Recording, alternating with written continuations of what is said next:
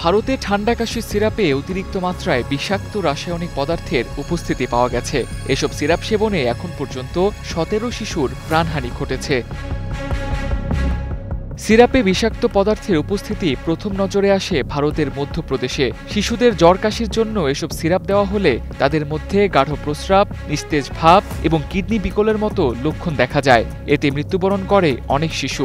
এরপর পরীক্ষার মাধ্যমে সিরাপের মধ্যে উচ্চমাত্রার ডাইইথিলিন গ্লাইকল নামের বিষাক্ত শিল্পদ্রাবক পাওয়া যায়। ওষুধের মধ্যে এমন বিষাক্ত পদার্থের উপস্থিতি এবং ১৭ শিশুর প্রাণহানির ঘটনায় ভারতের জনস্বাস্থ্য ব্যবস্থার দুর্বলতার দিকে আঙুল তুলছে দেশটির জনসাধারণ। পাশাপাশি প্রশ্ন উঠছে ভারত থেকে রপ্তানি হওয়া ওষুধের নিরাপত্তা নিয়ে। বিশ্বে জেনেরিক ওষুধ সরবরাহের ২০% বেশি আসে ভারত থেকে এবং ২০০টিরও বেশি দেশে ওষুধ রপ্তানি করে দেশটি। ফলে সেসব ওষুধের মধ্যেও কোনো বিষাক্ত পদার্থ আছে কিনা ভারতের কাছে তা স্পষ্ট জবাবদিহিতা চেয়েছে বিশ্ব স্বাস্থ্য সংস্থা। ভারতীয় কর্তৃপক্ষের কাছ থেকে আনুষ্ঠানিক বক্তব্য পাওয়ার পর গ্লোবাল মেডিকেল প্রোডাক্টস অ্যালার্ট জারি করার মাধ্যমে বিশ্বব্যাপী এসব ওষুধ প্রত্যাহার এবং দেশটির ওষুধ রপ্তানির উপর কঠোর নজরদারি হওয়ার সম্ভাবনা রয়েছে। Tamsid Ahmed, star news.